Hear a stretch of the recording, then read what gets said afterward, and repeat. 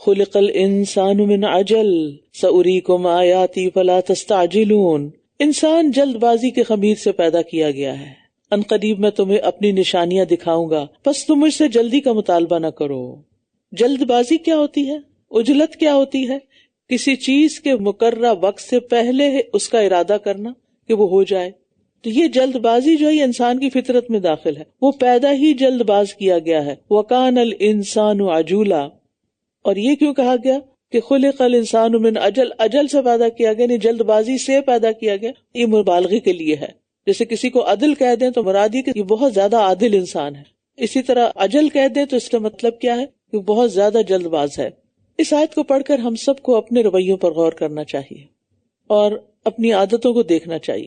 بعض لوگ ہر چیز میں جلد بازی کرتے ہیں، کچھ لوگ تو اس پہ کنٹرول کرنے کی کوشش کرتے کیونکہ ہماری آزمائش ہے نا اس میں، تو اس لیے اس پر ورک کرنا ہے. یعنی یہ ایک فطری کمزوری ہمارے اندر رکھ دی گئی ہے.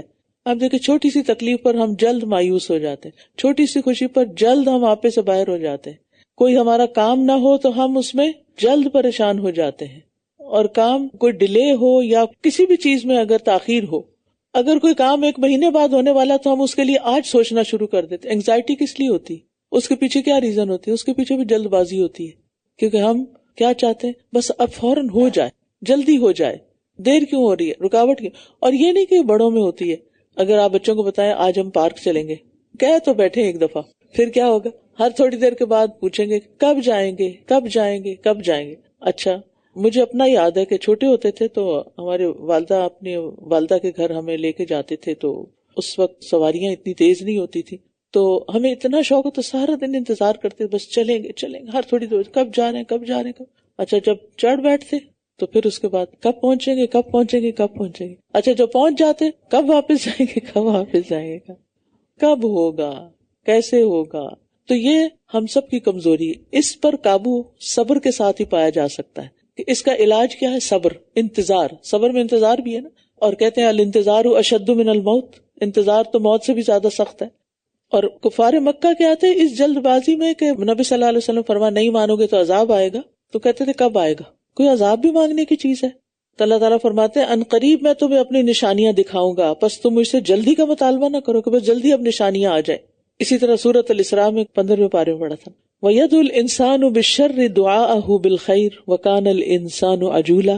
اور انسان برائی کی اسی طرح دعا کرتا ہے جیسے وہ بھلائی کی دعا کرتا ہے، اور انسان بہت جلد باز ہے، یعنی بد دعا میں بھی بڑی جلدی کرتا ہے. وَيَقُولُونَ مَتَىٰ هَٰذَا الْوَعْدُ إِن كُنتُمْ صَادِقِينَ. اور اسی جلد بازی کی وجہ سے اور یہ کہتے ہیں اگر تم سچے ہو تو بتاؤ یہ وعدہ کب پورا ہوگا. یعنی تنزیہ طور پر عذاب کے بارے میں بار بار پوچھتے تھے. انسان کسی خوشی کی چیز کے خوشخبری کے بارے میں بار بار پوچھے کہ کب ملے گی، شر کے بارے میں بار بار سوال کریں کہ کب ہمارے اوپر مصیبت آئے گی. یہ کوئی عقل مندی کی بات ہے، لیکن یہ دراصل یقین نہیں رکھتے تھے نا، اس کی کوئی حقیقت بھی ہے کہ وہ عذاب آ بھی سکتا ہے. لہذا تنزیہ طور پر مذاق اڑانے کے لیے، بھی لٹل کرنے کے لیے یہ سوال بار بار کرتے. کاش یہ لوگ جنہوں نے کفر کیا اس وقت کو جان لیں کہ جب وہ اپنے چہروں اور اپنی پشتوں سے آگ کو ہٹا نہ سکیں گے اور نہ ہی وہ مدد دیے جائیں گے، بلکہ وہ ان پر اچانک آ جائے گی تو وہ انہیں حیران کر دے گی، تو وہ اس کو رد کرنے کی استطاعت نہ رکھتے ہوں گے اور نہ ہی وہ مہلت دیے جائیں گے. مطلب یہ ہے کہ قیامت اچانک آئے گی، اور یقیناً آپ سے پہلے بھی کئی رسولوں کا مذاق اڑایا گیا، تو ان میں سے جن لوگوں نے مذاق اڑایا انہیں اسی چیز نے گھیر لیا جس کا وہ مذاق اڑایا کرتے تھے. کہہ دیجئے وہ کون ہے جو رات اور دن میں رحمان سے تمہاری نگہبانی کر رہا ہے، بلکہ وہ اپنے رب کے ذکر سے اعراض کرنے والے ہیں، یا ہمارے سوا ان کے کچھ اور معبود ہیں جو انہیں بچا لیں گے. یعنی اللہ ہی بچا رہا ہے تمہیں، اللہ ہی روک رہا ہے اس عذاب کو. وہ تو خود اپنی مدد کی بھی استطاعت نہیں رکھتے اور نہ وہ ہماری طرف سے ساتھ دیے جائیں گے، بلکہ ہم نے ان کو اور ان کے آباء و اجداد کو سامان زندگی دیا، یہاں تک کہ ان پر زندگی کی مدت طویل ہو گئی. کیا پھر یہ دیکھتے نہیں کہ ہم زمین کو اس کے کناروں سے گھٹاتے چلے آ رہے ہیں؟ کیا پھر بھی یہی غالب آنے والے ہیں؟ کہہ دیجئے بے شک میں تو تمہیں وحی کے ذریعے خبردار کر رہا ہوں، یعنی اپنے پاس سے باتیں نہیں سنا رہا. اور بہرے پکار کو نہیں سنا کرتے جب بھی وہ خبردار کیے جائیں، اور اگر انہیں آپ کے رب کے عذاب کا ایک جھونکا بھی چھو جائے تو یہ ضرور کہیں گے ہائے افسوس ہم پر، بے شک ہم ہی ظالم تھے. اور ہم قیامت کے دن انصاف والے ترازو رکھ دیں گے تو کسی جان پر کچھ بھی ظلم نہ کیا جائے گا، اور اگر وہ عمل رائی کے دانے برابر بھی ہوگا تو ہم اسے لے آئیں گے اور ہم حساب لینے کے لیے کافی ہیں. یعنی قیامت کے دن سب لوگ اپنی آنکھوں سے انصاف دیکھیں گے. اور اسے بھی پتہ چلتا ہے کہ قیامت کے دن اعمال کو ایک صورت بھی دی جائے گی، یعنی میزان میں رکھنے کے لیے. اور ہم نے موسیٰ اور ہارون کو متقی لوگوں کے لیے خوب فرق کرنے والی چیز اور روشنی اور نصیحت عطا کی.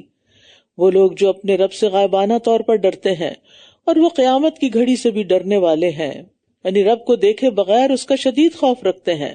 اور یہ ایک مبارک ذکر ہے. وَهَذَا ذِكْرٌ مُبَارَكٌ أَنزَلْنَاهُ أَفَأَنْتُمْ لَهُ مُنْكِرُونَ. اور یہ ایک مبارک ذکر ہے جسے ہم نے نازل کیا ہے، کیا پھر بھی تم اس کا انکار کرتے ہو؟ یعنی ایک تو یہ کتاب بابرکت ہے، دوسرے یہ کہ اللہ تعالیٰ کی طرف سے آئی ہے، پھر بھی تم اس کو نہیں مان رہے. وَلَقَدْ آتَيْنَا إِبْرَاهِيمَ رُشْدَهُ مِن قَبْلُ وَكُنَّا بِهِ عَالِمِينَ. اور اس سے پہلے ہم نے ابراہیم کو اس کی سمجھ بوجھ عطا کی تھی اور ہم اسے خوب جاننے والے تھے، یعنی اس کی سمجھ بوجھ کا ہمیں اچھی طرح اندازہ تھا. جب اس نے اپنے باپ اور اپنی قوم سے کہا یہ کیسی مورتیاں ہیں جن کے لیے تم جم کر بیٹھے ہوئے ہو، وہ کہنے لگے ہم نے اپنے آباء و اجداد کو انہی کی عبادت کرنے والا پایا ہے اور کوئی دلیل نہیں، باپ دادا کی اندھی تقلید. اس نے کہا تم اور تمہارے آباء و اجداد یقیناً کھلی گمراہی میں تھے. وہ کہنے لگے کیا واقعی تم ہمارے پاس حق لے کر آئے ہو یا تم دل لگی کر رہے ہو، ایسے ہی ہم سے مذاق کر رہے ہو؟ کیونکہ بت پرستی کی دلدل میں پھنسے ہوئے لوگ یہ تو سوچ ہی نہیں سکتے تھے کہ کوئی شخص ان کو گمراہ کہے گا، یعنی ان کی وجہ سے گمراہی پھیل رہی ہے. یعنی وہ سوچے نا کہ وہ ان بتوں کو، ان مورتیوں کو، وہ تو ایک تقدس کے مقام پہ رکھے ہوئے تھے، اور ابراہیم علیہ السلام ان کو کیا بتا رہے ہیں کہ یہ تو کھلی گمراہی کے اسباب ہیں. اس لیے انہوں نے کہا کیا آپ مذاق کر رہے ہیں؟ اس نے کہا بلکہ تمہارا رب آسمانوں اور زمین کا رب ہے جس نے ان کو پیدا کیا ہے، اور میں اس پر گواہی دینے والوں میں سے ہوں. اللہ کی قسم میں تمہارے پیٹ پھیر کر جانے کے بعد تمہارے بتوں کے ساتھ ضرور ایک چال چلوں گا. پھر اس نے انہیں ٹکڑے ٹکڑے کر دیا سوائے ان کے ایک بڑے کے، تاکہ وہ اس کی طرف رجوع کریں. کہنے لگے ہمارے معبودوں کے ساتھ یہ کس نے کیا ہے؟ یقیناً وہ ضرور ظالموں میں سے ہے. چونکہ عقل سے عاری تھے اس لیے یہ نہیں سوچا کہ یہ کیسے معبود ہیں جو اپنا دفاع بھی نہیں کر سکے. یعنی ہمارے معبودوں کو کس نے توڑ دیا، ذلیل کیا. اگر وہ معبود ہوتے اصلاً تو وہ اپنا دفاع نہ کرتے، ٹوٹنے دیتے، مار کھاتے. یعنی ایک انسان جس کے اندر بھی تھوڑی سی بھی عقل ہو وہ کسی کی مار نہیں کھاتا، وہ ضرور اپنا دفاع کرتا ہے. تو یہ کیسے خدا ہے تمہارے کہ جنہوں نے مار کھا لی اور ٹوٹ گرے نیچے اور کچھ کیا بھی نہیں؟ وہ کہنے لگے ہم نے ایک نوجوان کو ان کا تذکرہ کرتے سنا تھا جسے ابراہیم کہا جاتا ہے. یعنی بتوں کو توڑنے والے کو ڈھونڈنا مشکل نہیں تھا، کیونکہ وہ ابراہیم علیہ السلام تو پہلے ہی کہہ چکے تھے، صاف اعلان کر دیا تھا کہ میں ضرور تمہارے بتوں کی خفیہ تدبیر کروں گا. تو انہوں نے کہا ہم نے ایک جوان کو سنا ہے ان بتوں کا ذکر کر رہا تھا، اسے ابراہیم کہا جاتا ہے.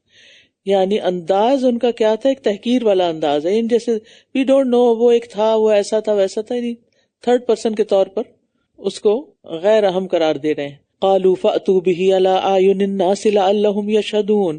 وہ کہنے لگے پھر اسے لوگوں کی نگاہوں کے سامنے لے آؤ تاکہ وہ سب گواہ ہو جائیں.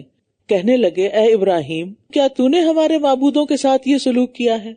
اس نے کہا بلکہ یہ تو ان کے اس بڑے نے کیا ہے، بس ان سے پوچھ لو اگر یہ بولتے ہیں. یعنی ایک بت کو انہوں نے چھوڑ دیا، کہا اس سے پوچھ لو. تو وہ اپنے دلوں کی طرف پلٹے، پھر کہنے لگے بے شک تم خود ہی ظالم ہو. انہیں اپنی غلطی نظر آ گئی. ابراہیم علیہ السلام نے ان کو سوچنے پر مجبور کر دیا. اور اصل داعی دین وہی ہوتا ہے جو لوگوں کو سچواتا ہے، ان کا ضمیر جگاتا ہے، ان کی سوچنے سمجھنے کی صلاحیت کو ابھارتا ہے کہ خود عقل سے کام لو. تو انہیں سمجھ آ گئی کہ جنہیں ہم اپنا حاجت روا اور مشکل کشا قرار دیتے ہیں ان کی بے بسی اور بے چارگی کا حال یہ کہ اپنے اوپر آنے والی مصیبت کو بھی نہیں ٹال سکے، تو وہ ہمارا کیا بنائیں گے؟ پھر وہ اپنے سروں کے بل اوندھے کر دیے گئے اور کہا تو جانتا ہے کہ یہ بولتے نہیں. وہی پرانی ضد پھر لوٹ آئی، حق تسلیم کرنے کی بجائے ضد اور جہالت میں پڑے رہے. اس نے کہا کیا پھر تم اللہ کے سوا ان کی عبادت کرتے ہو جو نہ تمہیں کچھ فائدہ دے سکتے ہیں اور نہ نقصان؟ اف لکم، تف ہے تم پر اور ان پر جن کی تم اللہ کے سوا عبادت کرتے ہو، کیا بھلا تم عقل سے کام نہیں لیتے؟ انہوں نے کہا جلا ڈالو اسے اور اپنے معبودوں کی مدد کرو اگر تم کچھ کرنے والے ہو. سبحان اللہ، معبود مدد کرتے ہیں یا عابد مدد کرتے ہیں؟ عقل الٹ گئی تھی نا، پیچھے آ رہا ہے نا یہ نکسو علی رؤوسہم، تو نکسا کا مطلب ہوتا ہے سر کے بال الٹا کرنا، سر نیچے اور پاؤں اوپر، اور یہ کسی انسان کی بدترین حالت ہوتی ہے کہ جب سر نیچے اور پاؤں اوپر ہو، تو ان کی عقلیں ماری گئی تھی. قالوا حرقوہ وانصروا آلہتکم ان کنتم فاعلین.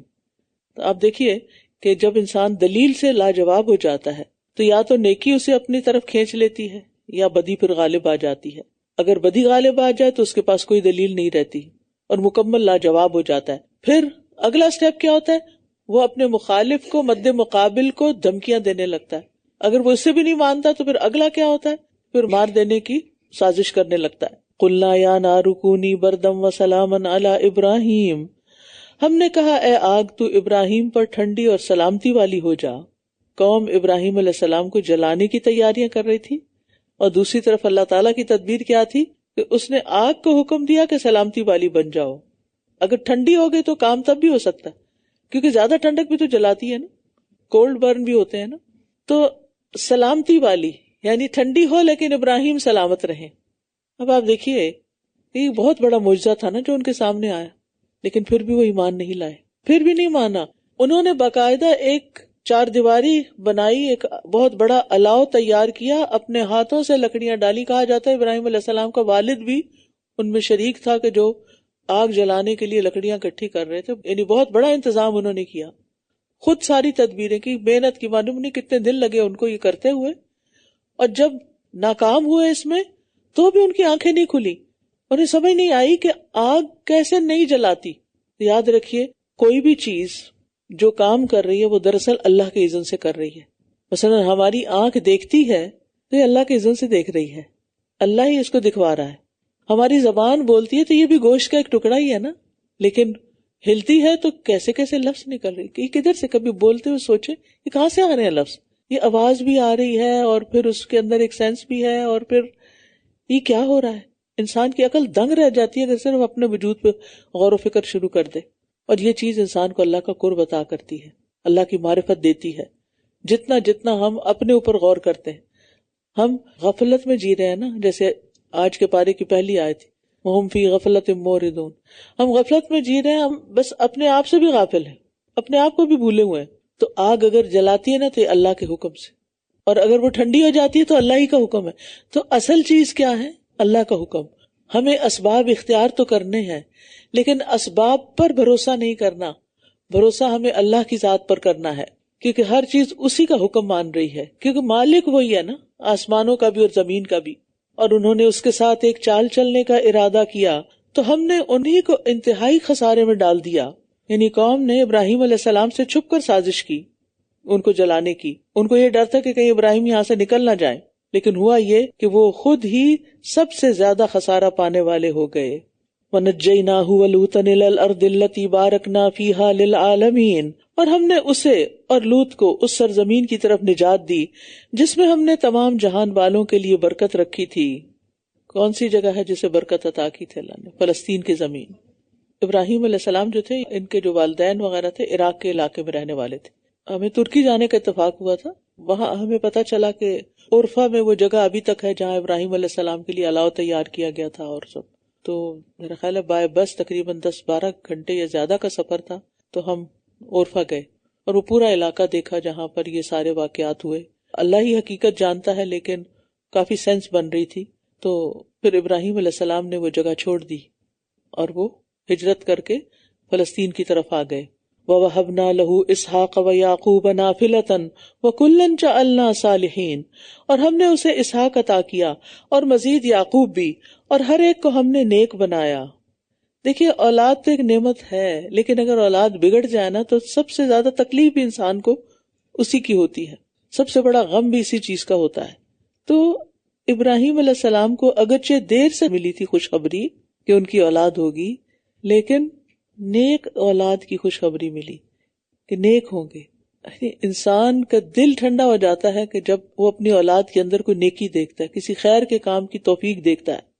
اللہ ہم سب کے بچوں کو نیک بنائے. وَجَعَلْنَاهُمْ أَئِمَّةً يَهْدُونَ بِأَمْرِنَا.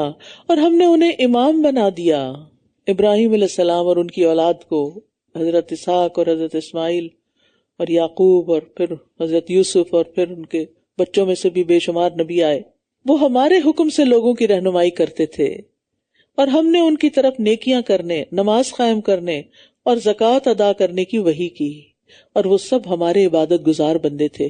تو اس سے کیا پتہ چلتا ہے کہ پہلی شریعتوں میں بھی نماز اور زکوٰۃ تھی، اور لوط کو ہم نے حکم اور علم عطا کیا، اور ہم نے اسے اس بستی سے نجات دی جو گندے کام کیا کرتی تھی، در حقیقت وہ بہت برے فاسق لوگ تھے، اور ہم نے اسے اپنی رحمت میں داخل کر لیا، بے شک وہ نیک لوگوں میں سے تھا۔ اور نوح کا ذکر کیجئے، جب اس سے پہلے اس نے ہمیں پکارا تو ہم نے اس کی دعا قبول کر لی، تو ہم نے اسے اور اس کے گھر والوں کو بہت بڑے کرب سے نجات دی، اور جن لوگوں نے ہماری آیات کو جھٹلا دیا تھا ان کے مقابلے پر ہم نے اس کی مدد کی، بے شک وہ بہت برے لوگ تھے، تو ہم نے ان سب کو غرق کر دیا۔ اور داؤد اور سلیمان کا ذکر کیجئے، جب وہ دونوں ایک کھیت کے معاملے میں فیصلہ کر رہے تھے، جب کچھ لوگوں کی بکریاں اس کو چر گئی تھیں اور ہم ان کے فیصلے کو دیکھ رہے تھے۔ کہا جاتا ہے کہ یہ انگور کی بیلیں تھی جن کے گچھے لٹک رہے تھے، اسے بکریوں نے اجاڑ دیا۔ داؤد علیہ السلام کے پاس مقدمہ آیا، آپ نے فیصلہ کیا کہ بھیڑ بکریاں انگور کی بیلوں کے مالک کو دے دی جائیں۔ تو سلیمان علیہ السلام نے کہا، اے اللہ کے نبی، اس کا فیصلہ ایک اور بھی ہے۔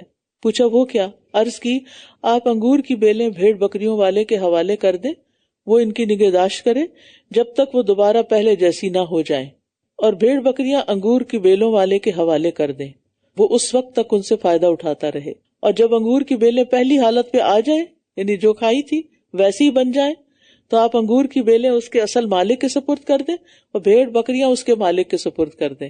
تو اللہ تعالیٰ نے فرمایا، تو ہم نے وہ فیصلہ سلیمان کو سمجھا دیا، اور ہم نے ہر ایک کو حکم اور علم عطا کیا۔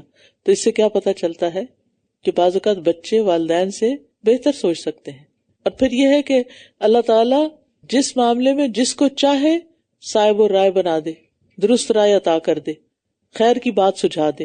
یہ بھی اللہ کی رحمت ہوتی ہے کہ آپ کے اندر ڈیسیژن پاور ہو، آپ کے اندر رائٹ ڈیسیژن لینے کی پاور ہو۔ یہ پاور آپ کی اپنی نہیں ہوتی، یہ اللہ آپ کو دیتا ہے۔ آپ کے اندر نیکی کرنے کا خیال ہو اور پھر آپ وہ کر بھی جائیں، یہ خیال بھی اللہ ڈالتا ہے۔ تو اس لیے انسان کو اس پر شکر ادا کرتے رہنا چاہیے۔ فَفَهَّمْنَاهَا سُلَيْمَانَ، پھر ہم نے یہ فیصلہ سلیمان کو سجھا دیا، اور ہر ایک کو ہم نے حکمت اور علم دے رکھا تھا، اور ہم نے داؤد کے ساتھ پہاڑ اور پرندے مسخر کیے تھے، وہ سب تسبیح کرتے تھے، اور یہ کرنے والے ہم ہی تھے۔ اور ہم نے اسے تمہارے لیے جنگی لباس بنانے کا ہنر سکھایا تھا، تاکہ وہ تمہاری جنگ سے تمہیں حفاظت میں رکھے، تو کیا تم شکر گزار ہو؟ اور ہم نے سلیمان کے لیے تیز و تند چلنے والی ہوا تابع کی، جو اس کے حکم سے اس زمین کی طرف چلتی تھی جس میں ہم نے برکت رکھی تھی، اور ہم ہر چیز کو خوب جاننے والے ہیں۔ اب آپ دیکھیں، اللہ تعالیٰ نے پانی کو حکم دیا تو اس نے نوح علیہ السلام اور ان کے ساتھیوں کو چھوڑ کے ساری قوم کو غرق کر دیا۔ آگ کو حکم دیا تو وہ ابراہیم علیہ السلام پر برد و سلامتی بن گئی۔ داؤد علیہ السلام کے لیے تسبیح کے ساتھ پرندوں اور پہاڑوں کو مسخر کر دیا۔ تو اس سے پتہ چلتا ہے کہ اگر سلیمان علیہ السلام کے سپرد ہوا کا کام کیا تھا کہ تمہاری مرضی سے چلے، تو وہ دراصل صلاحیت کس نے دی تھی؟ اللہ سبحانہ و تعالیٰ نے۔ اور ان کے ساتھ پہاڑ اور پرندے بھی مسخر تھے، لیکن پانی یا آگ کو نوح علیہ السلام یا ابراہیم علیہ السلام کے تابع فرمان نہیں کیا، نہ پہاڑوں پرندوں کو داؤد کے حکم کا پابند کیا۔ لیکن سلیمان علیہ السلام کا خاصہ یہ ہوا کہ ہوا ان کے انڈر کر دی گئی، کنٹرول میں کر دی گئی، تجری بامرہ۔ اچھا آپ سوچے کہ اللہ تعالیٰ نے اپنا کوئی اختیار ان کو دے دیا؟ نہیں، بات یہ ہے کہ اللہ تعالیٰ نے ہم سب کو کچھ نہ کچھ اختیارات دیے ہوئے ہیں، تو یہ بھی ان میں سے ایک اختیار ہے، اور اللہ جس چیز کو جیسے چاہے استعمال کروائے۔ اگر اللہ نے ہمیں کسی نیک کام کی توفیق دی ہے تو اس پر اللہ کا شکر ادا کرنا چاہیے، نہ کہ کسی انسان سے شکریہ کی توقع رکھ بیٹھے ہم، اگر وہ خیر کسی انسان کے حق میں کی ہم نے۔ اور کئی شیاطین بھی جو اس کے لیے غوطے لگاتے تھے اور اس کے علاوہ بھی کام کرتے تھے، اور ہم ہی ان کی نگرانی کرنے والے تھے۔ اور ایوب کا ذکر کیجئے، جب اس نے اپنے رب کو پکارا کہ مجھے تکلیف پہنچی ہے، اور تو سب رحم کرنے والوں سے زیادہ رحم کرنے والا ہے۔ اب شکر کے بعد صبر کی مثال دی جا رہی ہے، یعنی داؤد اور سلیمان علیہ السلام کی آزمائش ان نعمتوں کے ساتھ ہوئی جن پر شکر واجب تھا، جبکہ ایوب کی آزمائش ایسی تکلیف کے ساتھ ہوئی جن پر صبر لازم تھا۔ تو حقیقت یہ ہے کہ شکر اور صبر دونوں لازم و ملزوم ہے۔ صبر وہی کر سکتا ہے جو شاکر ہو، اور شکر وہی کر سکتا ہے جو صابر ہو. بے صبرہ شاکر نہیں ہوتا اور ناشکرہ صابر نہیں ہوتا. یہ دونوں چیزیں لازم و ملزوم ہے. ایک کوالٹی ہوگی تو دوسری آئے گی. فاستجبنا له فکشفنا ما به من ضر، تو ہم نے اس کی دعا قبول کر لی، پھر جو بھی اسے تکلیف تھی وہ ہم نے دور کر دی، اور ہم نے اسے اس کے اہل و عیال اور ان کی مثل ان کے ساتھ اور بھی عطا کیے اپنے پاس سے بطور رحمت اور عبادت کرنے والوں کے لیے بطور یاد دہانی. واسماعیل وادریس وذوالکفل کل من الصابرین، اور اسماعیل اور ادریس اور ذوالکفل کا ذکر کیجئے، یہ سب بھی صبر کرنے والوں میں سے تھے. وَأَدْخَلْنَاهُمْ فِي رَحْمَتِنَا، اور ہم نے انہیں اپنی رحمت میں داخل کر لیا تھا، بے شک وہ نیک لوگوں میں سے تھے. اور مچھلی والے یونس کا ذکر کیجئے، جب وہ اپنی قوم سے غضبناک ہو کر چلا گیا تو اس نے خیال کیا کہ ہم اس پر ہرگز قادر نہ ہو سکیں گے. پھر اس نے اندھیروں میں پکارا کہ تیرے سوا کوئی معبود نہیں، تو پاک ہے، بے شک میں ہی ظلم کرنے والوں میں سے ہوں. یہاں یونس علیہ السلام کی دعا کی ایک طرح سے فضیلت بتائی جا رہی ہے، اور نبی صلی اللہ علیہ وسلم کی حدیث سے بھی پتہ چلتا ہے کہ جب وہ مچھلی کے پیٹ میں تھے تو انہوں نے یہ دعا کی جس کی وجہ سے ان کی رہائی ہو گئی. وہ تو قید سے بھی بدتر جگہ تھی، بالکل اندھیری، مچھلی کے پیٹ کا اندھیرا، سمندر کا اندھیرا جس میں وہ نیچے چلی گئی، اور غموں کا اندھیرا، اندھیرے پر اندھیرا. تو نبی صلی اللہ علیہ وسلم نے فرمایا جب بھی کوئی مسلمان اس معاملے میں ان الفاظ کے ساتھ اپنے رب سے دعا کرے وہ دعا اس کے لیے ضرور قبول ہوگی. کس کے ساتھ؟ لا الہ الا انت سبحانک انی کنت من الظالمین. تو ہم نے اس کی دعا قبول کر لی اور اسے غم سے نجات دے دی، اور ہم ایمان لانے والوں کو اسی طرح نجات دیا کرتے ہیں. اور زکریا کا ذکر کیجئے جب اس نے اپنے رب کو پکارا، اے میرے رب تو مجھے اکیلا نہ چھوڑ، اور تو ہی سب سے بہتر وارث ہے. اور یاد رکھیے کہ اللہ ہی اصل وارث ہے، باقی جتنے بھی وارث بنتے ہیں نا دنیا میں ٹیمپرری ہوتے ہیں، چند دنوں کے بعد سب کچھ ختم. دیکھیں والدین جو کچھ چھوڑ کے جاتے ہیں وہ بچوں کے کام آتا ہے، بچے وارث بن جاتے ہیں، ٹھیک ہے، یا کوئی اور وارث ہوتے ہیں وہ لے لیتے ہیں، پھر اپنی ٹرن آنے پر وہ چلے جاتے ہیں، وہ اپنے بچوں کو دے جاتے ہیں، پھر ان کے بعد اسی طرح قیامت تک سلسلہ چلتا رہے گا، اور اصل وارث پھر سب چیزوں کو سمیٹ لے گا.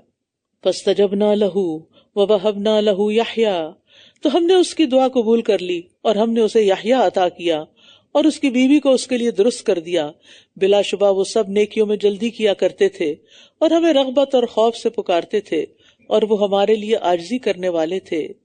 اور وہ عورت یعنی مریم جس نے اپنی شرمگاہ کی حفاظت کی تو ہم نے اس میں اپنی روح پھونک دی، اور ہم نے اسے اور اس کے بیٹے عیسیٰ کو تمام جہان والوں کے لیے ایک نشانی بنا دیا. یعنی یہاں بہت سارے مردوں کے ساتھ ایک عورت کا ذکر آیا ہے. اس سے پتہ چلتا ہے کہ اللہ تعالیٰ کے نزدیک مریم علیہ السلام کی کتنی قدردانی ہے اور کتنا مقام ہے، اور پھر ان کی پاک دامنی کی بھی بار بار گواہی دی ہے اللہ نے، اور ان سے سارے الزام دھو دیے. ان هذه امتکم امۃ واحدہ وانا ربکم فاعبدون، در حقیقت یہ تمہاری امت ایک ہی امت ہے اور میں تمہارا رب ہوں، لہٰذا تم میری ہی عبادت کرو. اور انہوں نے آپس میں اپنے کام کو ٹکڑے ٹکڑے کر ڈالا، وہ سب ہماری ہی طرف لوٹنے والے ہیں. پھر جو کوئی نیک عمل کرے گا جبکہ وہ مومن بھی ہو تو اس کی کوشش کی ناقدری نہ ہوگی، اور بے شک ہم اس کی کوشش کو لکھنے والے ہیں. اور جس بستی کے لوگوں کو ہم نے ہلاک کر دیا ناممکن ہے کہ وہ کبھی واپس لوٹیں، یہاں تک کہ جب یاجوج ماجوج کھول دیے جائیں گے اور وہ ہر بلندی سے دوڑتے ہوئے آئیں گے. یاجوج ماجوج کی تفصیل سورۃ کہف کے آخر میں گزر چکی ہے. حضرت عیسیٰ علیہ السلام کی موجودگی میں قیامت کے قریب ان کا ظہور ہوگا، اور اتنی تیزی اور کثرت سے یہ ہر طرف پھیل جائیں گے کہ ہر اونچی جگہ سے یہ یوں اتریں گے کہ دوڑتے ہوئے نظر آئیں گے، اور ان کی شرارتوں سے اہل ایمان تنگ آ جائیں گے، حتیٰ کہ عیسیٰ علیہ السلام اہل ایمان کو اپنے ساتھ لے کر کوہ طور پر چلے جائیں گے. پھر عیسیٰ علیہ السلام کی بد دعا سے یہ ہلاک ہوں گے، اور ان کی لاشوں کی سڑاند اور بدبو ہر طرف پھیلے گی. پھر اللہ تعالیٰ پرندے بھیجے گا جو ان کی لاشوں کو اٹھا کر سمندر میں پھینک دیں گے. پھر ایک زوردار بارش ہوگی جس سے ساری زمین صاف ہو جائے گی. واقترب الوعد الحق، اور یہ کب ہوگا؟ قیامت کے قریب ہوگا. اور جب سچا وعدہ قریب آ جائے گا تو جن لوگوں نے کفر کیا ان کی آنکھیں اچانک کھلی کی کھلی رہ جائیں گی. ہائے افسوس ہم پر، یقیناً ہم اس سے غفلت میں تھے، بلکہ ہم ہی ظالم تھے. بے شک تم اور جن کی تم اللہ کے سوا عبادت کرتے ہو جہنم کا ایندھن ہے، تم اسی میں داخل ہونے والے ہو. اگر یہ معبود ہوتے تو اس میں داخل نہ ہوتے، اور سب اسی میں ہمیشہ رہنے والے ہیں. ان کے لیے اس میں چیخنا چلانا ہوگا اور وہ اس میں کچھ نہ سنیں گے.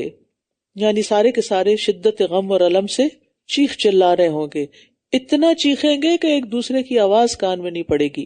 استغفر اللہ. اب ہوا یہ کہ جب یہ بات آئی کہ تم اور تمہارے معبود سب جہنم میں جاؤ گے، تو پھر کچھ لوگوں کی طرف سے یہ اعتراض آیا کہ لوگ تو عیسیٰ علیہ السلام اور عزیر علیہ السلام اور فرشتوں کی اور بہت سے نیک لوگوں کی بھی عبادت کرتے ہیں اور ان کو بھی معبود سمجھتے ہیں. تو اگلی آیت میں اس کا ازالہ کر دیا گیا. ان الذین سبقت لہم منا الحسنی اولئک عنہا مبعدون. بے شک جن لوگوں کے لیے ہماری طرف سے بھلائی پہلے ہی سے طے ہو چکی، وہ لوگ اس سے دور رکھے جائیں گے. یعنی ان کی مرضی نہیں تھی کہ انہیں معبود بنایا جائے، وہ اس کی آہٹ بھی نہ سنیں گے. کتنی خوبصورت آیت ہے یہ. وہ اس کی آہٹ بھی نہیں سنیں گے. کس کی؟ جہنم کی. اور وہ اپنی من پسند چیزوں میں ہمیشہ رہنے والے ہیں. سب سے بڑی گھبراہٹ انہیں غمگین نہ کرے گی اور فرشتے ان کا استقبال کریں گے. یہ ہے تمہارا وہ دن جس کا تم وعدہ دیے جاتے تھے. سبحان اللہ، کیا خوبصورت انجام ہے. اللہ ہم سب کا انجام ایسا ہی کرے. بڑی گھبراہٹ سے مراد یا تو موت ہے، موت کی بھی تو ایک گھبراہٹ ہے نا، سوچ کے انسان خوف زدہ ہوتا. پھر قبر کی بھی ایک گھبراہٹ ہے. پھر قبر کا حساب کتاب، پھر سور پھونکے جانے کی گھبراہٹ، پھر جب دوزخ اور جنت کے درمیان موت کو ذبح کر دیا جائے گا. تو یہ ساری چیزیں بھی ہو سکتی ہیں کہ ان تمام مواقع پر سچے پکے مومنوں کے لیے گھبراہٹ نہیں ہوگی جنہوں نے عمل صالح بھی کیے. اللہم اجعلنا منہم. سب سے بڑی گھبراہٹ انہیں غمگین نہ کرے گی. اور کیا ہوگا؟ فرشتے استقبال کریں گے، ویلکم کریں گے.